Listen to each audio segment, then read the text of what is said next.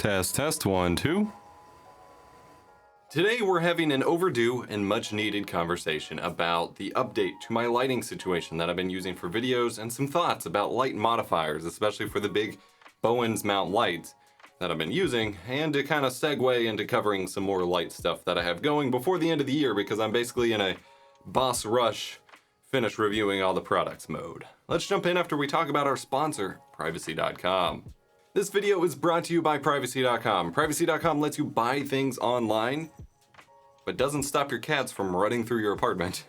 It lets you buy things online using virtual cards instead of real cards, protecting your identity and bank information on the internet. They've rolled out a few new product options since the last time I've talked about them, so keep watching to learn more. And as a special treat to my viewers, if you sign up using my link in the description below, you will get $5 of credit of basically free money to spend just for signing up for free.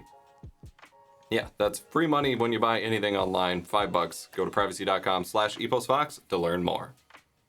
So I've talked about before that I've been using the Aputure C120D Bowens mount light as my main key light since 2017. I bought it to shoot my OBS masterclass and bought the mini light dome with it, and it has been one of the best purchases I have made for my channel.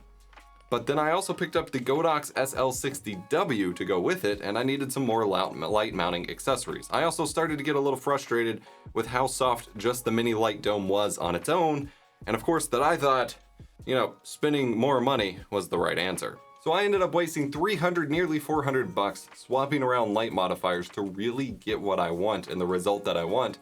And it turns out what I actually wanted hadn't even been released yet, but was released earlier this summer and only cost $89. So we're gonna kind of cycle through these and tell you what I'm talking about, because this is what I look like lit by a $100-ish light modifier that I started with. This is kind of how I started my OBS masterclass, although this isn't the exact framing and I could use a bounce card over here. I've got a window over here. I'm just trying to show you what I'm talking about. We're gonna switch that up here. So this is a $100 light modifier.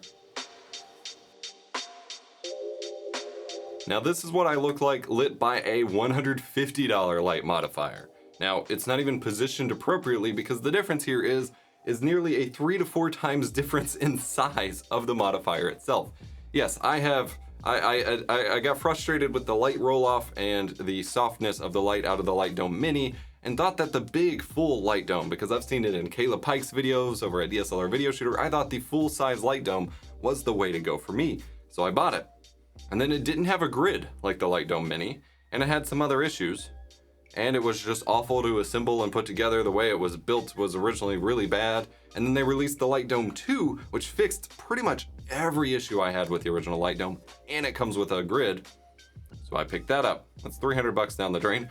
Now I have this nice, beautiful, soft light with a grid. Falls off really nicely, even though it's not at the perfect angle at the moment for reasons I'll explain in a second. So I've got a little bit of sharp shadows here. But the thing is massive, and it's so big that I can't even use it with the ceiling. I'm shooting, my studio is a bedroom. All of my shooting spaces are in apartment rooms. The ceilings are only 8 feet high or whatever, standard ceiling height is. Maybe that's 10 feet. It's hitting the ceiling fan no matter what direction I go. I can never fully extend this thing for me standing up to actually use it.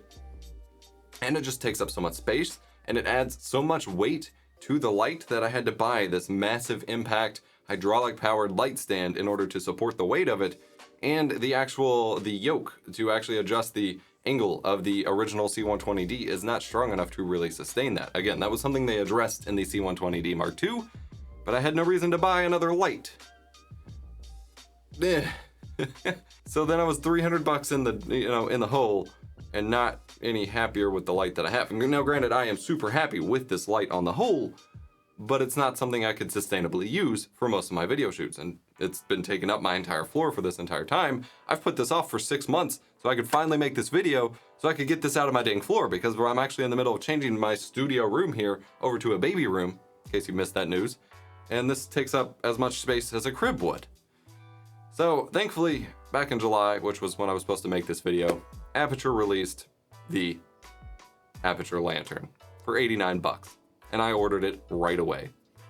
Before I show you the next light modifier, I wanted to tell you about some updates to our sponsor, especially since we've had them on the channel before, privacy.com. In case you're unaware, anytime we buy anything online, we give access to our personal information to merchants and their data partners. This happens without clear consent and in ways that we don't necessarily want.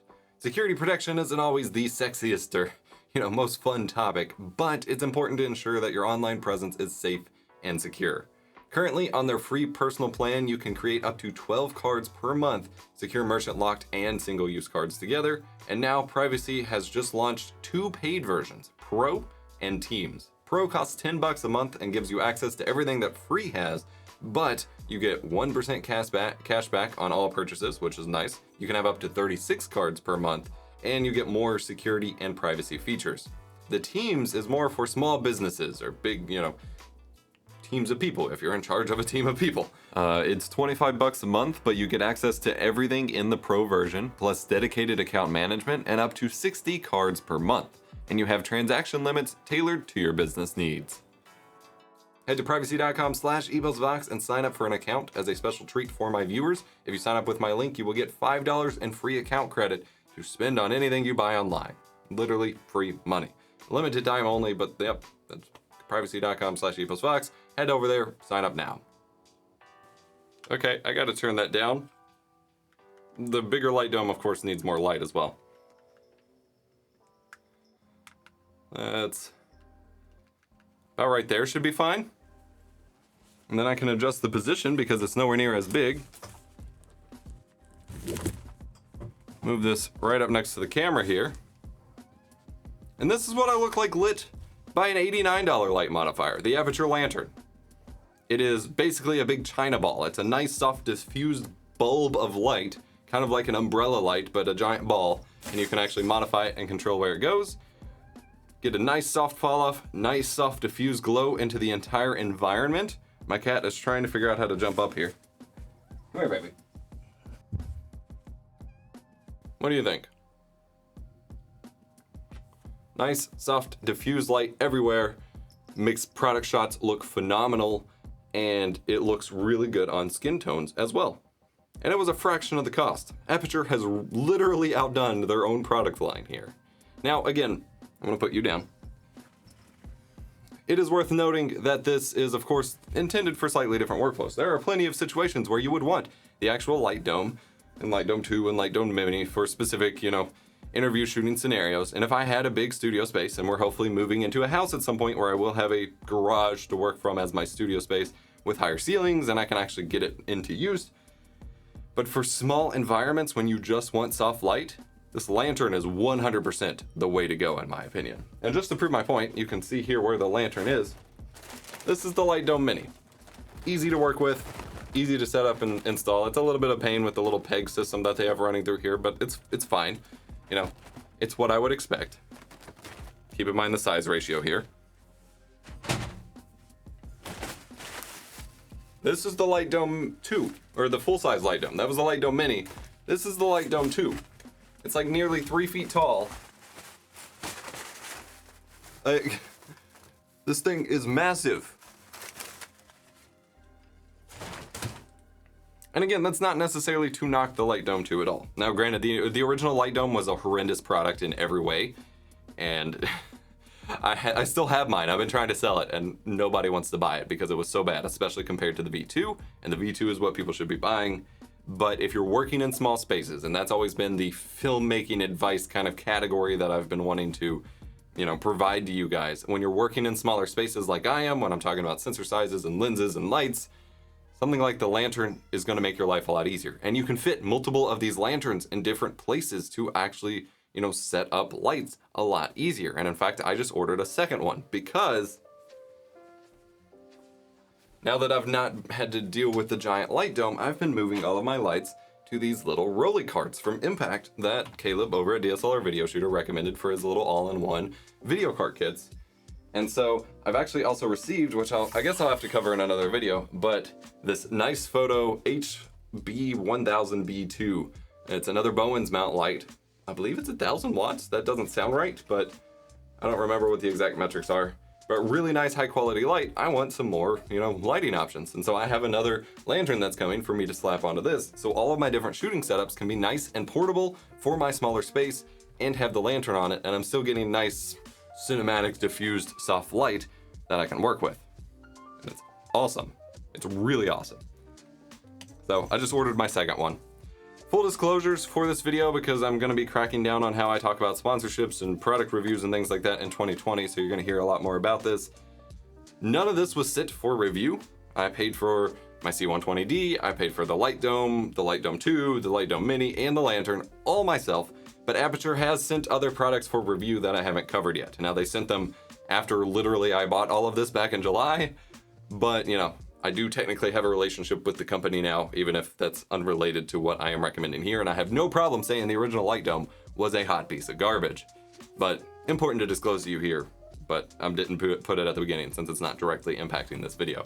I will have a review of this nice photo light coming soon. It has a nice big light chip. I am quite happy with it other than the fan noise. But yeah, just wanted to talk about what's been going on with my lights here. Be sure to go to privacy.com/EposVox to get $5 free.